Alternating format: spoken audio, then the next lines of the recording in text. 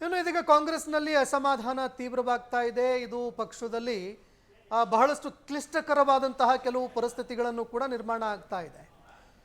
ಇದೀಗ ಹೈಕಮಾಂಡ್ ಕೂಡ ಈ ವಿಚಾರಕ್ಕೆ ಸಂಬಂಧಪಟ್ಟಂತೆ ಸಮಸ್ಯೆಯ ಸುಳಿಯಲ್ಲಿ ಸಿಲುಕ್ತಾ ಇದೆ. ಮಂತ್ರಿಗಿರಿಗಾಗಿ ಪೇಮೆಂಟ್ ಏನಾದರೂ ನಡೆದಿತ್ತಾ ಕಾಂಗ್ರೆಸ್ ಪಕ್ಷದಲ್ಲಿ? ಕಾಂಗ್ರೆಸ್ನಲ್ಲಿ ಆಡಿಯೋ ಹಲ್ಚಲನ್ನು ಎಬ್ಬಿಸ್ತಾ ಇದೆ. ಸರ್ಕಾರಕ್ಕೆ ಸಂಕಷ್ಟ ಎದುರಾಗ್ತಾ ಇದೆ. ಮಾಜಿ ಮಂತ್ರಿ ಅವರ ಆಡಿಯೋದಲ್ಲಿ ಈ ಸೀಕ್ರೆಟ್ಗಳು ರಿವೀಲ್ ಆಗಿದ್ದಾವೆ. ಮಾಜಿ ಮಂತ್ರಿ ಬಾಗಲಕೋಟೆ ಜಿಲ್ಲಾ ಅಧ್ಯಕ್ಷರ ಜೊತೆಯಲ್ಲಿ ಮಾತನಾಡಿರುವಂತಹ ಒಂದು ಆಡಿಯೋ ಬ್ಲಾಸ್ಟ್ ಆಗ್ತಾ ಇದೆ. ಮಂತ್ರಿಗಿರಿ ಬಗ್ಗೆ ಆಡಿಯೋ ಬ್ಲಾಸ್ಟ್ ಆಗಿದೆ. ಪೇಮೆಂಟ್ ನಡೆದಿದೆ ಅನ್ನುವಂತಹ ವಿಚಾರಕ್ಕೆ ಸಂಬಂಧಪಟ್ಟಂತೆ ಮಾತುಕತೆಗಳಾಗಿದೆ. ಮಾಜಿ ಮಂತ್ರಿಯ ಆಡಿಯೋ ಸೋಷಿಯಲ್ ಮೀಡಿಯಾದಲ್ಲಿ ವೈರಲ್ ಆಗಿದೆ. ಆರ್.ಬಿ. ತಿಮ್ಮಾಪುರ್ ಹಾಗೆ ಬಾಗಲಕೋಟೆ ಜಿಲ್ಲಾಧ್ಯಕ್ಷ ನಂಜಯ್ಯನ ಮಠ ಅವರು ಮಾತನಾಡಿರುವಂತಹ ಆಡಿಯೋ. ಬಾಗಲಕೋಟೆ ಜಿಲ್ಲಾಧ್ಯಕ್ಷರು ಬಹಳಷ್ಟು ವಿಚಾರಗಳಿಗೆ ಸಂಬಂಧಪಟ್ಟಂತೆ ಮಾತಾಡಿದ್ದಾರೆ. ಹೈಕಮಾಂಡ್ಗೆ ಅಸಮಾಧಾನದ ಬಿಸಿ ತಟ್ಟುತ್ತಾ ಇದೆ. ಈಗ ಜಿಲ್ಲಾಧ್ಯಕ್ಷ ನಂಜಯ್ಯನ ಮಠ ಅವರ ಜೊತೆಯಲ್ಲಿ ಮಾತನಾಡಿದ್ದಾರೆ. ನಂಜಯ್ಯನ ಮಠ ಅವರ ಜೊತೆಯಲ್ಲಿ ತಿಮ್ಮಾಪುರ್ ಅವರು ಬೇಸರ ವ್ಯಕ್ತಪಡಿಸ್ತಾ ಇದ್ರು. ಇದೇ ಸಂದರ್ಭದಲ್ಲಿ ನಂಜಯ್ಯನ ಮಠ ಅವರು ಹಲವಾರು ವಿಚಾರಗಳಿಗೆ ಸಂಬಂಧಪಟ್ಟಂತೆ ಮಾತಾಡಿದ್ದಾರೆ. ಹೈಕಮಾಂಡ್ಗೆ ಅಸಮಾಧಾನದ ಬಿಸಿ ತಾಗ್ತಾ ಇದೆ. ಈಗ ನೋಡಿ, ಮಾತನಾಡ್ತಾ ಇರಬೇಕಾದ್ರೆ ಬಹಳಷ್ಟು ದುಡ್ಡು ಕೇಳಿರ್ಬೇಕಂತ ಅನ್ಸುತ್ತಿವ್ರು, ಅದಕ್ಕೆ ಕೊಟ್ಟಿಲ್ಲ ಅನ್ನುವಂತಹ ವಿಚಾರ ಆ ಆಡಿಯೋದಲ್ಲಿದೆ. ನಂಜಯ್ಯನ ಮಠ ಅವರು ಮಾತನಾಡಿರುವಂತಹ ವಿಚಾರ ತೀವ್ರ ಅಸಮಾಧಾನಕ್ಕೆ ಕಾರಣವಾಗ್ತಾ ಇದೆ. ಒಂದು ಕಡೆ ಹೈಕಮಾಂಡ್ಗೆ ಇದು ಮುಜುಗರ, ಮತ್ತೊಂದು ಕಡೆಯಲ್ಲಿ ಪಕ್ಷದಲ್ಲಿ ಇರುವಂತಹ ಬೇರೆಯವರಿಗೂ ಕೂಡ ಇದು ಪ್ರೇರಣೆ ಆಗ್ತಾ ಇದೆ ಮಾತಾಡೋದಕ್ಕೆ. ಅಲ್ಲಿ ಮೇಲಿರೋರು ಇದಾರಲ್ಲ, ಹುಚ್ಚರ್ರಿ ಅವರು, ಅವರಲ್ಲಿ ಕೆಲವರು ಹುಚ್ಚರಿದ್ದಾರೆ ಅನ್ನುವಂತಹ ವಿಚಾರವನ್ನು ಕೂಡ ಅವರು ಮಾತಾಡಿದ್ದಾರೆ. ಇದರ ಜೊತೆಗೆ ಪ್ರಾಮಾಣಿಕವಾಗಿ ದಕ್ಷವಾಗಿ ನಾವು ಕೆಲಸ ಮಾಡಿದೀವಿ ಅಂತ ಹಿಂದೊಬ್ಬರಿಗೆ ಹೇಳಿದ್ದೆ. ಯಾರ್ರೀ ನಿಮಗೆ ಪ್ರಾಮಾಣಿಕವಾಗಿ ಇರು ಅಂತ ಹೇಳಿದ್ದು? ಇದು ಹೈಕಮಾಂಡ್ನಲ್ಲಿ ಇದ್ದಂತಹ ಕೆಲವರು ಹೇಳಿದ್ರು ಅನ್ನೋ ವಿಚಾರ ಅದು ಕೂಡ ತೀವ್ರವಾಗಿ ಚರ್ಚೆ ಆಗ್ತಾ ಇದೆ. ಇನ್ನು ಕಾಂಗ್ರೆಸ್ನಲ್ಲಿ ಸೂಟ್ ಕೇಸ್ ಮಿನಿಸ್ಟರ್ ಸದ್ದು ತೀವ್ರವಾಗ್ತಾ ಇದೆ. ಸಚಿವ ಸ್ಥಾನ ಹಂಚಿಕೆಯಲ್ಲಿ ಹಣದ ಪ್ರಭಾವದ ಚರ್ಚೆ ಆಗ್ತಾ ಇದೆ. ಪ್ರಭಾವಿ ನಾಗೇಂದ್ರ ಅವರ ಖಾತೆ ಕೈಜಾರಿ ಹೋಗುತ್ತಾ? ಸಚಿವ ಬಿ ನಾಗೇಂದ್ರ ಅವರ ಖಾತೆ ಬದಲಾವಣೆಯ ಗುಸುಗುಸುಗಳು ತೀವ್ರವಾಗ್ತಾ ಇದೆ. ತಿಮ್ಮಾಪುರ್ ಅವರ ಆಡಿಯೋ ನಾಗೇಂದ್ರಗೆ ಮುಳುವಾಗುತ್ತಾ? ಹೇಗೆ? ವಿವಾದವನ್ನ ತಣಿಸೋದಕ್ಕೆ ಹೈಕಮಾಂಡ್ ಹಂತದಲ್ಲಿ ತೀವ್ರವಾಗಿ ಚರ್ಚೆಗಳು ನಡೀತಾ ಇದೆ. ಆಡಿಯೋ ವಿಚಾರಕ್ಕೆ ರಾಹುಲ್ ಗಾಂಧಿ ಏನಾದರೂ ಮಧ್ಯಪ್ರವೇಶ ಮಾಡ್ತಾರೆ? ಇನ್ನು ನಾಗೇಂದ್ರ ಖಾತೆಗೆ ದಿನೇಶ್ ಗುಂಡೂರಾವ್ ಅವರು ಕೂಡ ರೇಸ್ನಲ್ಲಿ ಇದ್ದಾರೆ. ಖಾತೆಯನ್ನ ಪಡ್ಕೊಳ್ಳೋದಕ್ಕೆ ದಿನೇಶ್ ಗುಂಡೂರಾವ್ ಅವರ ಹೆಸರು ಚರ್ಚೆಯಲ್ಲಿ ಇದೆ. ಫ್ರೀಡಂ ಟಿವಿಯಲ್ಲಿ ತಿಮ್ಮಾಪುರ್ ಅವರ ಆಡಿಯೋ ಬ್ಲಾಸ್ಟ್ ಆಗ್ತಾ ಇದೆ. ತಿಮ್ಮಾಪುರ್ ನಂಜಯ್ಯನ ಮಠ ಮಾತನಾಡಿರುವಂತಹ ಸ್ಫೋಟಕ ಆಡಿಯೋ ಇದು. ಮಂತ್ರಿಗಿರಿಗೆ ಭಾರಿ ಪ್ರಮಾಣದ ಹಣದ ವ್ಯವಹಾರ ನಡೀತಾ ಇದೆ ಅನ್ನುವಂತಹ ಗಂಭೀರ ಆರೋಪ. ಆಡಿಯೋದಿಂದ ಹೈಕಮಾಂಡ್ ನಾಯಕರು ಬೇಸತ್ತು ಹೋಗಿದ್ದಾರೆ. ಪಕ್ಷದ ಉನ್ನತ ನಾಯಕರ ನಡೆಗೆ ಸ್ವಪಕ್ಷೀಯರು ವಿರೋಧ ವ್ಯಕ್ತಪಡಿಸ್ತಾ ಇದ್ದಾರೆ. ನಾಗೇಂದ್ರ ಅವರ ಖಾತೆಗೆ ದಿನೇಶ್ ಗುಂಡೂರಾವ್ ಅವರು ಕೂಡ ರೇಸ್ನಲ್ಲಿ ಇದ್ದಾರೆ. ನನಗೂ ಕೂಡ ಸಚಿವ ಸ್ಥಾನ ಬೇಕು ಅಂತ ಅವರು ಕೂಡ ಪಟ್ಟು ಹಿಡಿತಾ ಇದ್ದಾರೆ. ಒಂದು ಕಡೆ ಆ ರೇಸ್ನಲ್ಲಿ ಅವರು ಕೂಡ ಇದ್ದಾರೆ. ಇನ್ನು ಹೈಕಮಾಂಡ್ ಏನಾದರೂ ಮಧ್ಯಪ್ರವೇಶ ಮಾಡುತ್ತಾ, ಅದನ್ನು ಕೂಡ ನಾವು ನೋಡಬೇಕಾಗತ್ತೆ. ನಾಗೇಂದ್ರಗೆ ಕೊಟ್ಟಿದ್ದಾರಂತ್ರಿ, ನೋಡ್ರಿ ಇದು ಎಂತಹ ದುರಂತಪ ಇದು ಅಂತ ಅವರು ಮಾತನಾಡಿರುವಂತಹ ಆಡಿಯೋ ಈಗ ಸ್ಫೋಟವನ್ನೇ ಮಾಡ್ತಾ ಇದೆ. ರಾಜ್ಯ ರಾಜಕಾರಣದಲ್ಲಿ ವಿಪಕ್ಷಗಳಿಗೆ ತೀವ್ರವಾಗಿ ಒಂದು ಅಸ್ತ್ರವಾಗಿ ಇದು ಪರಿಣಮಿಸ್ತಾ ಇದೆ. ಇನ್ನು ಎಚ್.ಕೆ. ಪಾಟೀಲ್ ಅವರು ಏನು ತಪ್ಪು ಮಾಡಿದ್ದಾರೆ ಅಂತ ಕೂಡ ಅವರು ಮಾತನಾಡಿದ್ರು. ಒಂದು ನಮೂನಿ ಹುಚ್ಚರಿದಾರ್ರಿ ಅವರು. ಅಲ್ಲಿ ಮ್ಯಾಲ್ ಕೂತವ್ರು ಯಾರಿದ್ದಾರೆ ಅವರು ಒಂದು ರೀತಿ ಹುಚ್ಚರಿದ್ದಂಗಿದ್ದಾರೆ. ಎಚ್.ಕೆ. ಪಾಟೀಲ್ ಅವರ ವಿಚಾರಕ್ಕೆ ಸಂಬಂಧಪಟ್ಟಂತೆ ಮಾತನಾಡಿದ್ವಿ. ಬಹಳ ಪ್ರಾಮಾಣಿಕವಾಗಿ ನಾವು ಕೆಲಸ ಮಾಡ್ತಾ ಇದ್ದೀವಿ, ದಕ್ಷತೆಯಿಂದ ಕೆಲಸ ಮಾಡ್ತಾ ಇದ್ದೀವಿ ಅಂತ ಹೇಳಿದ್ವಿ. ಆದರೆ ನಾವು ಹೈಕಮಾಂಡ್ನವರು ನಾವು ಯಾವಾಗ್ರಿ ನಿಮಗೆ ಪ್ರಾಮಾಣಿಕವಾಗಿ ಇರುವಂತ ಹೇಳಿದ್ವಿ ಅಂತ ಹೇಳಿದ್ರು ಅಂತ ಈ ವಿಚಾರಕ್ಕೆ ಸಂಬಂಧಪಟ್ಟಂತೆ ಆಡಿಯೋದಲ್ಲಿ ನಂಜಯ್ಯನ ಮಠ ಅವರು ಮಾತಾಡಿದ್ದಾರೆ. ಈ ಆಡಿಯೋ ವಿಪಕ್ಷಗಳಿಗೆ ತೀವ್ರವಾಗಿ ಅಸ್ತ್ರವಾಗ್ತಾ ಇದೆ. ಹಾಗಾದರೆ ಈ ವಿಚಾರಕ್ಕೆ ಸಂಬಂಧಪಟ್ಟಂತೆ ಕಾಂಗ್ರೆಸ್ನ ಹೈಕಮಾಂಡ್ ಮಧ್ಯಪ್ರವೇಶ ಮಾಡುತ್ತಾ? ಈ ಹಿಂದೆ ಅನೇಕರು ಪಕ್ಷ ವಿರೋಧಿ ಚಟುವಟಿಕೆಗಳಲ್ಲಿ ಭಾಗಿಯಾಗಿದ್ದಂತಹ ಸಂದರ್ಭದಲ್ಲಿ ಅವರನ್ನು ಉಚ್ಚಾಟನೆ ಮಾಡಿದ್ರು.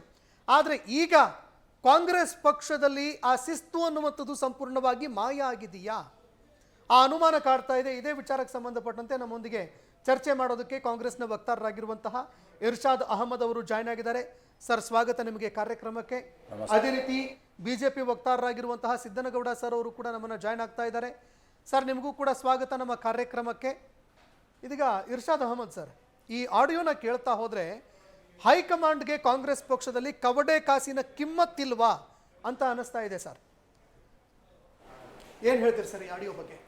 ನೋಡಿ, ಇವತ್ತು ಆರ್ ವಿ ತಿಮ್ಮಾಪುರ ಅವರ ಏನು ಆಡಿಯೋ ವೈರಲ್ ಆಗಿದೆ, ಆ ಆಡಿಯೋ ಬಗ್ಗೆ ಅವರೇ ಸ್ಪಷ್ಟನೆ ನೀಡಬೇಕಾಗ್ತದೆ. ಯಾಕೆಂದರೆ ಕಾಂಗ್ರೆಸ್ ಪಕ್ಷದಲ್ಲಿ ಹೈಕಮಾಂಡ್ ಭಾಳ ಸದೃಢವಾಗಿದೆ. ಹೈಕಮಾಂಡ್ ಇವತ್ತು ಎಲ್ಲವನ್ನ ಗಮನಿಸ್ತಾ ಇದೆ. ತಮಗೆ ಸಚಿವ ಸ್ಥಾನ ಸಿಗದೇ ಇರಬಹುದು, ಆದರೆ ಕಾಂಗ್ರೆಸ್ ಪಕ್ಷಕ್ಕೆ ಅದರದೇ ಆದಂಥ ಒಂದು ಶಿಸ್ತಿದೆ. ಪಕ್ಷಕ್ಕಿಂತ ದೊಡ್ಡವರು ಯಾರೂ ಇಲ್ಲ. ಇಲ್ಲಿ ವ್ಯಕ್ತಿಗತವಾದಂತಹ ಯಾವುದೇ ಇದು ನಡೆಯಲ್ಲ. ಇಲ್ಲಿ ಪಕ್ಷ ಭಾಳ ಮುಖ್ಯ ನಮಗೆ. ಸೊ ಹಾಗಾಗಿ ಸುಮಾರು 30ರಿಂದ 40 ಜನ ಒಂದು ಪ್ರಬಲ ಆಕಾಂಕ್ಷಿಗಳಿದ್ದರು. ಇವತ್ತು ಸಚಿವ ಸಂಪುಟದ ಒಂದು ರೇಸ್ನಲ್ಲಿ ಅನ್ಬೋದು, ಅಥವಾ ಸಚಿವ ಸಂಪುಟ ಒಂದು ಆಗುವ ಸಮಯದಲ್ಲಿ ಅದರಲ್ಲಿ ಪ್ರಭಾವಿ ಸಚಿವರಿದ್ದರು, ಕಳೆದ ಸಂಪುಟದಲ್ಲಿದ್ದವರು, ಪ್ರಭಾವಿ ನಾಯಕರಿದ್ದರು. ಸೊ ಅವ್ರ ಮಧ್ಯದಲ್ಲಿ ಕೊಡಬೇಕಾಗಿರುವಂಥದ್ದು 20 ಸ್ಥಾನಗಳು ಮಾತ್ರ. ಅದು ಸಿಗದೇ ಇರೋರು ಅಸಮಾಧಾನ ಆಗಿರಬಹುದು. ಅಸಮಾಧಾನ ಆಗಿದೆ ಅಂತ ಹೇಳಿ ಅತಿರೇಕಕ್ಕೆ ಹೋಗಿ ಅದನ್ನು ಹೇಳಿಕೆ ಕೊಡುವಂತಹ ಪ್ರಮೇಯ ಆಗಬಾರ್ದು. ಆಮೇಲೆ ಇದು ಕಾಂಗ್ರೆಸ್ ಪಕ್ಷದಲ್ಲಿ ಭಾಳ ಗಂಭೀರವಾಗಿ ಈ ವಿಷಯನ ನಮ್ಮ ಹೈಕಮಾಂಡ್ ತೆಗೆದುಕೊಳ್ಳುತ್ತೆ. ಆಮೇಲೆ ಆ ಆಡಿಯೋನ ಒಂದು ಸತ್ಯಾಸತ್ಯತೆಯನ್ನು ನಾವು ನೋಡಬೇಕಾಗ್ತದೆ. ಅವರು ಅದನ್ನು ಹೇಳಿದಾರೋ ಅಥವಾ ಅದು ಫ್ಯಾಬ್ರಿಕೇಟೆಡ್ ಇದೆಯೋ ಅಥವಾ ಆ ಥರ ಒಂದು AI ಇಂದ ಆಗಿರುವಂತಹ ಒಂದು ಆಡಿಯೋ, ಅದನ್ನು ನಾವು ನೋಡಬೇಕಾಗ್ತದೆ.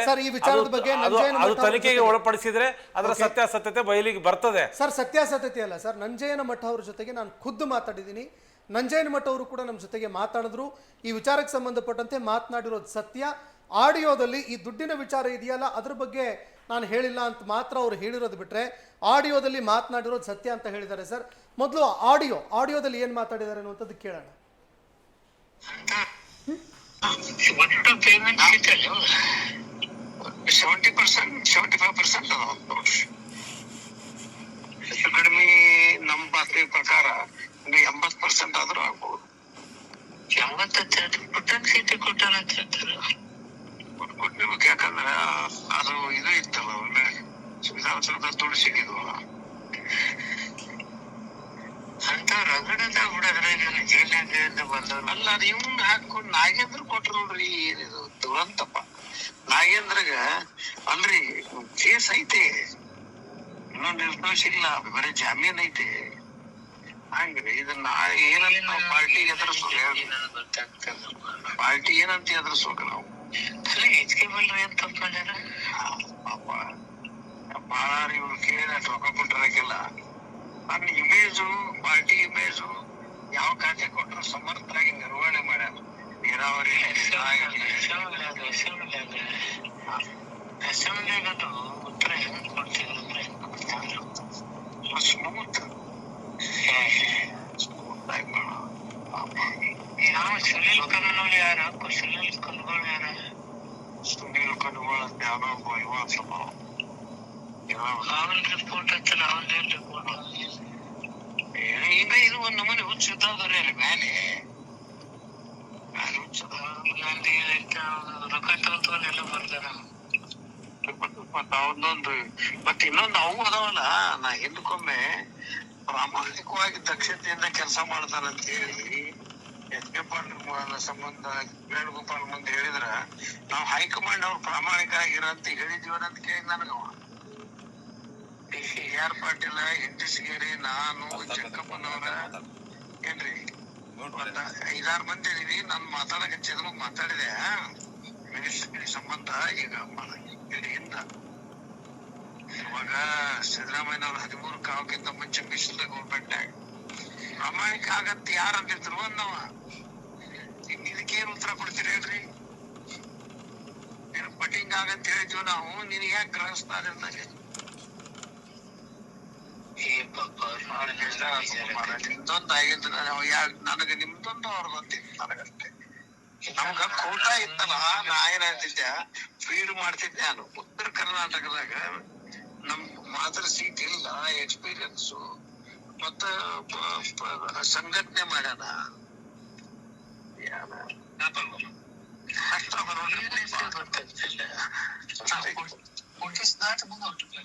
ಒಂದೊಂದು ಕಷ್ಟ ನಮಗೈತಿ, ಅವ್ರೇನು ಅವ್ರ ಜಾತ್ರೆ ಮಾಡ್ಕೊಂಡು ಹೋಗ್ಬಿಡ್ತಾರ.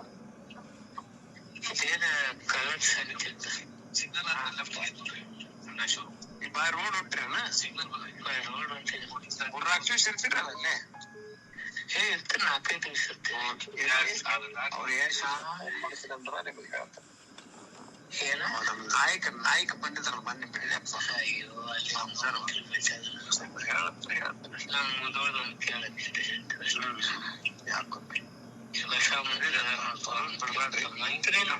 ನಾವು ಹೊರಗೆ ಅಡ್ಡಾಡೋದು ಬಿಡುವಂಗಿಲ್ಲ. ಬರ್ರಿ ಮೀಟಿಂಗ್ ಗಿಟಿಂಗ್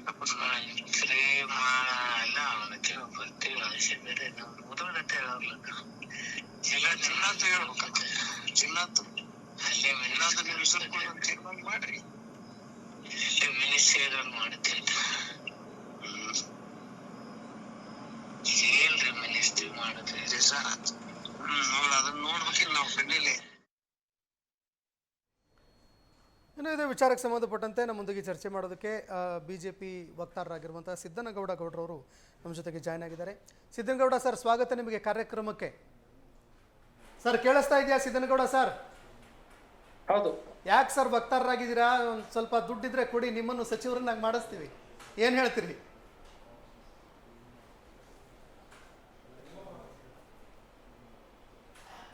ಏನು ಹೇಳ್ತೀರಿ ಸರ್ ಈ ಆಡಿಯೋ ಬಗ್ಗೆ? ಓಕೆ, ಮತ್ತೆ ಅವ್ರನ್ನ ಸಂಪರ್ಕಿಸ್ತೀವಿ. ಆಡಿಯೋ ಹ್ಯಾಂಗ್ ಆಗಿದೆ.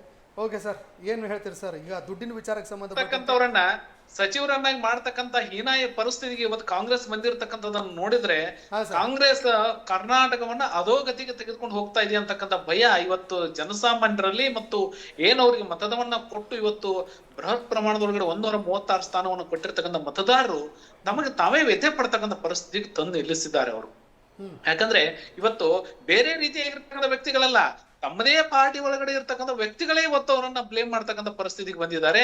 ಹಣವನ್ನು ಯಾರು ಕೊಡ್ತಾರೋ ಅವರನ್ನ ಮಂತ್ರಿ ಮಾಡ್ತಾರೆ, ಅವರಿಗೆ ಮಂತ್ರಿ ಸ್ಥಾನವನ್ನು ಕೊಡ್ತಾರೆ. ಯಾರು ಪಕ್ಷ ವಿರೋಧಿಯನ್ನ ಮಾಡ್ತಾರೋ ಅವ್ರ ಹತ್ರ ಹಣ ಇದ್ರೆ, ಅಧಿಕಾರ ಇದ್ರೆ ಅವರೆಲ್ಲರೂ ಕೂಡ ಅಧಿಕಾರವನ್ನು ಅನುಭವಿಸಬಹುದು. ಅದು ಕಾಂಗ್ರೆಸ್ ನಲ್ಲಿ ಮಾತ್ರ ಸಾಧ್ಯ ಅಂತಕ್ಕಂಥದನ್ನ ಪಾಪ ಕಾಂಗ್ರೆಸ್ ಇವತ್ತು ಸಚಿವ ವಂಚಿತರು ಎಷ್ಟು ಜನ ಇದ್ದಾರೋ ಅವರೆಲ್ಲರೂ ಕೂಡ ಅದನ್ನ ಹೇಳ್ತಕ್ಕಂಥದನ್ನ ನೋಡಿದ್ರೆ ಅವರ ನಾಚಿಕೆ ಬರ್ಬೇಕು. ಅದಕ್ಕಾಗಿ ಅದೇ ನಿಟ್ಟಿನೊಳಗಡೆ ಇವತ್ತು 3 ವರ್ಷಕ್ಕೆ ಗದ್ದುಗೆ ಗುದ್ದಾಟದಲ್ಲಿ ಇವತ್ತು ಕಾಂಗ್ರೆಸ್ ಪಕ್ಷ ಇಡೀ ಕರ್ನಾಟಕವನ್ನು ಹಾಳು ಮಾಡಿದ್ದಾರೆ. ಇನ್ನು 2 ವರ್ಷ ಇದರೊಳಗಡೆನೆ ಹಾಳು ಮಾಡ್ತಕ್ಕಂಥ ಪರಿಸ್ಥಿತಿಗೆ ಹೋಗ್ಬಾರ್ದು. ಎಲ್ಲಾದ್ರೂ ಒಂದು ಮೂಲೆ ಒಳಗಡೆ ಅಭಿವೃದ್ಧಿ ಪರವಾಗಿರ್ತಕ್ಕಂಥ ಕೆಲಸವನ್ನ ಮಾಡ್ಬೇಕಂತಕ್ಕಂಥದ್ದು ನಾವು ಆಸೆ ಪಡ್ತಕ್ಕಂಥದ್ದು ಸರ್. ಈ ರಾಜ್ಯದ ಮತದಾರರು ಈ ರಾಜ್ಯದ ಬಗ್ಗೆ ಒಲವನ್ನ ಹೊಂದಿರತಕ್ಕಂಥ ಎಲ್ಲರ ಪರವಾಗಿ ನಾನು ಕೇಳ್ಕೊತಕ್ಕಂಥದ್ದು ಸರ್ ಅದನ್ನ. ಓಕೆ ಸರ್, ಈಗ ಒಂದು ರೀತಿ ಹೈಕಮಾಂಡ್ ನಾಯಕರ ವಿಚಾರಕ್ಕೂ ಸಂಬಂಧಪಟ್ಟಂತೆ ಸರ್, ಕಾಂಗ್ರೆಸ್ ಹೈಕಮಾಂಡ್ ನಾಯಕರಿಗೆ ಕವಡೆ ಕಾಸಿಂದ ಕಿಮ್ಮತ್ತು ಇಲ್ಲದಂತೆ ಮಾತಾಡ್ತಾ ಇದ್ದಾರೆ ಸರ್ ಈಗ ನಾಯಕರು. ಹೌದು, ಯಾಕಂತಂದ್ರೆ ಕಾಂಗ್ರೆಸ್ ಇವತ್ತು ರಾಷ್ಟ್ರ ಮಟ್ಟದ ಒಳಗಡೆ ಹೀನಾಯ ಸ್ಥಿತಿಗೆ ಬಂದಿರತಕ್ಕಂಥದ್ದು. ಯಾವುದೋ ಒಂದು ಕಾಕ್ರೋಚ್ ಪಾರ್ಟಿ ಅಂತ ಅದನ್ನ ಹಿಡ್ಕೊಂಡು ಅವರಿಗೆ ಸಪೋರ್ಟ್ ಮಾಡ್ತಕ್ಕಂಥ ವ್ಯಕ್ತಿಗತ ಇವರು ಹೋಗ್ತಾರೋ ಅಂತಂದ್ರೆ ಒಂದು ರಾಷ್ಟ್ರ ಮಟ್ಟದೊಳಗಡೆ ಶತಮಾನವನ್ನು ಕಂಡಿರ್ತಕ್ಕಂಥ ಪಕ್ಷದ ಸ್ಥಿತಿ ಯಾವ ರೀತಿಗೆ ಆಗಿದೆ ಅಂತಕ್ಕಂಥ ನಾವು ನೋಡ್ಬೇಕಾಗತ್ತೆ. ಇವತ್ತು ಅವರ ಹಣವನ್ನು ಗಳಿಸ್ಲಿಕ್ಕೆ ಎಲ್ಲೂ ಕೂಡ ದಾರಿಗಳು ಇಲ್ಲ. ಇವಾಗ ಅವ್ರಿಗೆ ATM ಅಂತಕ್ಕಂಥದ್ದು ಒಂದೇ ಒಂದು, ಅದು ಯಾವುದು ಅಂತ ಕೇಳಿದ್ರೆ ಕರ್ನಾಟಕ ರಾಜ್ಯದೊಳಗಡೆ ಕೊಳ್ಳೆಯನ್ನು ಹೊಡಿತಾರೋ ಅವರನ್ನೆಲ್ಲರನ್ನ ಮಂತ್ರಿ ಮಾಡೋದು, ಅವರನ್ನ ತೆಗೆದುಕೊಂಡು ಹೋಗಿ ಅವರು ಕೊಳ್ಳೆ ಹೊಡೆದಿರ್ತಕ್ಕಂಥದ್ದು, ತಾವೇನ್ ಗಳಿಸಿರ್ತಕ್ಕಂಥದ್ದು ಅನ್ಯ ಮಾರ್ಗದಿಂದ ಏನ್ ಗಳಿಸಿರ್ತಕ್ಕಂಥ ಹಣ ಇದೆಯೋ ಅದನ್ನ ತೆಗೆದುಕೊಂಡು ಕೈ ಬಿಸಿ ಮಾಡ್ಕೊಂಡು ಅದರೊಳಗಡೆ ವಿದೇಶಿ ವ್ಯಾಮೋಹವನ್ನ ವಿದೇಶ ಯಾತ್ರೆಯನ್ನ ಮಾಡ್ತಕ್ಕಂಥ ವ್ಯವಸ್ಥೆಗೆ ಇವತ್ತು ಕರ್ನಾಟಕದ ಹೈಕಮಾಂಡ್ ಬಂದ್ ನಿಂತಿದೆ. ಯಾಕಂದ್ರೆ ರಾಹುಲ್ ಗಾಂಧೀಜಿ ಅವರು ಒಂದು ಕಳೆದ ಅವರ ಸಮೀಕ್ಷೆನ ನೋಡಿದಾಗ ಕಳೆದ 10 ವರ್ಷದಲ್ಲಿ 250 ವಿದೇಶಿ ಪ್ರವಾಸಗಳನ್ನ ಮಾಡಿರ್ತಕ್ಕಂಥದ್ದು. ಅವ್ರಿಗೆ ಯಾವುದೇ ಉದ್ಯೋಗ ಇಲ್ಲ, ಅವ್ರಿಗೆ ಯಾವುದೇ ರೀತಿಯಾಗಿರ್ತಕ್ಕಂಥ ಇನ್ಕಮ್ ಇಲ್ಲ. ಅವ್ರಿಗೆ ಘೋಷಣೆ ಮಾಡಿರ್ತಕ್ಕ ಪ್ರಕಾರ ಅವ್ರು ಇರ್ತಕ್ಕಂಥದ್ದು ಹೆರಾಲ್ಡ್ ಪತ್ರಿಕೆಯನ್ನ ನಡೆಸ್ಕೊಂಡು ಅದರ ಆದಾಯದೊಳಗಡೆ ತಮ್ಮ ಮನೆಯನ್ನ ನಡೆಸ್ತಕ್ಕಂಥದ್ದು ಮತ್ತೆ ಇನ್ನೇನು ಸಂಸದರಾಗಿದ್ದಾರೋ ಅದರಿಂದ ಬರ್ತಕ್ಕಂತಹ ಆ ವೇತನದೊಳಗಡೆ ನಡೆಸ್ತಕ್ಕಂಥವ್ರು. ಅವ್ರು ವಿದೇಶದೊಳಗಡೆ ತಿಂಗಳಗಟ್ಟಲೆ ಇರ್ಲಿಕ್ಕೆ ಅವ್ರಿಗೆ ಹಣ ಇಲ್ಲಿಂದ ಬರುತ್ತೆ. ಇಂಥ ಮಂತ್ರಿ ಮಾಡಿದಾಗ ಇವ್ರೇನ್ ಒಂದು ಸುಟ್ ಕೇಸ್ಗಳನ್ನ ಕೊಡ್ತಾರೋ ಆ ಹರಾಜವನ್ನ ಏನ್ ಮಾಡ್ತಾರೋ ಅಂತದ್ರೊಳಗಡೆ ಈ ಹಣದಿಂದ ಅವರು ಮುನ್ನುಗ್ತಕ್ಕಂಥದನ್ನ ನೋಡಿದ್ರೆ ದೇಶವನ್ನ ಅಧೋಗತಿಗೆ ತರತಕ್ಕಂಥ ವ್ಯವಸ್ಥೆ ವ್ಯವಸ್ಥೆ ಒಳಗಡೆ ಯಾವ ದೇಶ ವಿಚ್ಛಿದ್ರಕಾರಿ ಶಕ್ತಿಗಳ ಜೊತೆ ಕೈ ಜೋಡಿಸ್ತಾರೋ ಇವತ್ತು ಕರ್ನಾಟಕವನ್ನು ಕೂಡ ಅಧೋಗತಿ ಒಳಗಡೆ, ನೀವು ಕರ್ನಾಟಕ ಅಭಿವೃದ್ಧಿ ಮಾಡ್ತಿರೋ ಏನು ಇಲ್ಲೋ ಅಂತ ಗೊತ್ತಿಲ್ಲ. ನೀವು ಎಷ್ಟು ಕೊಡ್ತೀರಿ ಹಣ? ನೀವು ಮಂತ್ರಿ ಆಗ್ಬೇಕಾ? ಹಣ ಕೊಡ್ತೀರಿ, ಎಷ್ಟು ಕೊಡ್ತೀರಿ ಅಂತಕ್ಕಂಥದ್ದು ನಂತರ ಮಂತ್ರಿ ಆದ ನಂತರ ಯಾವ ರೀತಿಯಾಗಿರ್ತಕ್ಕಂಥ ಕೊಳ್ಳೆಯನ್ನು ಹೊಡಿತೀರಿ. ಯಾಕಂದ್ರೆ ನಾಗೇಂದ್ರ ಅವರು 187 ಕೋಟಿ ಅಯ್ಯಂದ ಹೆಸರದೊಳಗಡೆ ದಲಿತರ ಉದ್ಧಾರಕ್ಕಾಗಿ ಹುಟ್ಟಿರ್ತಕ್ಕಂಥ ಪಾರ್ಟಿ ಅಂತ ಹೇಳ್ತಕ್ಕಂಥವ್ರು ಇವತ್ತು ದಲಿತರ ಹಣವನ್ನು 187 ಕೋಟಿ ರೂಪಾಯಿಗಳನ್ನ ತಿಂದು ಆಪಾದನೆ ಅಲ್ಲ ರೀ, ಅವ್ರ ಹಣ ಎಲ್ಲೆಲ್ಲಿ ತಿಂತಿದಾರೋ ಎಲ್ಲರೂ ಸಿಕ್ಕಾಕೊಂಡಿದ್ದಂತ ಪರಿಸ್ಥಿತಿ ಒಳಗಡೆ ಇರ್ತಕ್ಕಂಥವ್ರನ್ನ ಮಂತ್ರಿ ಮಾಡುವಂತಹ ಮಟ್ಟಕ್ಕೆ ಇವತ್ತು ಕಾಂಗ್ರೆಸ್ ಹೋಗ್ತಾ ಇದೆ ಅಂತಂದ್ರೆ ಅಲ್ಲಿ ಇರ್ತಕ್ಕಂಥ ಹಿರಿಯ ನಾಯಕರಿಗೆ ಏನ್ರಿ ಇವರು ಬೆಲೆ ಕೊಟ್ಟಂಗಾಯ್ತು? ಆರ್ವಿ ದೇಶಪಾಂಡೆ ಅವ್ರು 7 ಬಾರಿ ಏನೋ ಆರಿಸ್ ಬಂದಿರ್ತಕ್ಕಂಥವ್ರು, ಎಚ್ ಕೆ ಪಾಟೀಲ್ ಅವರು ಆರಿಸ್ ಬಂದಿರ್ತಕ್ಕಂಥ ಅವ್ರು ಯಾರನ್ನೇ ಮಂತ್ರಿ ಮಾಡ್ಕೊಳ್ಳಿ, ಅವ್ರಿಗೆ ವೈಯಕ್ತಿಕವಾಗಿರ್ತಕ್ಕಂಥ ಒಂದು ಅಭಿಮಾನ, ಸ್ವಾಭಿಮಾನ, ಅವನನ್ನ ಜನ ಮೆಚ್ಕೊಳ್ಳುವಂತ ನಾಯಕರಾದ್ರೂ ಇರ್ಬೇಕಲ್ಲ.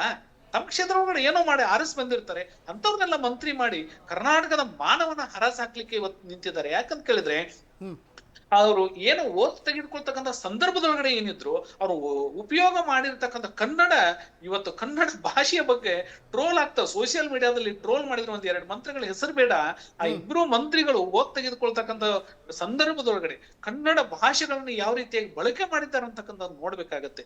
ಇಂಥವ್ರಿಂದ ರಾಜ್ಯದ ಬಗ್ಗೆ ಏನು ಉದ್ಧಾರ ಮಾಡ್ಲಿಕ್ಕೆ ಸಾಧ್ಯ ಇದೆ?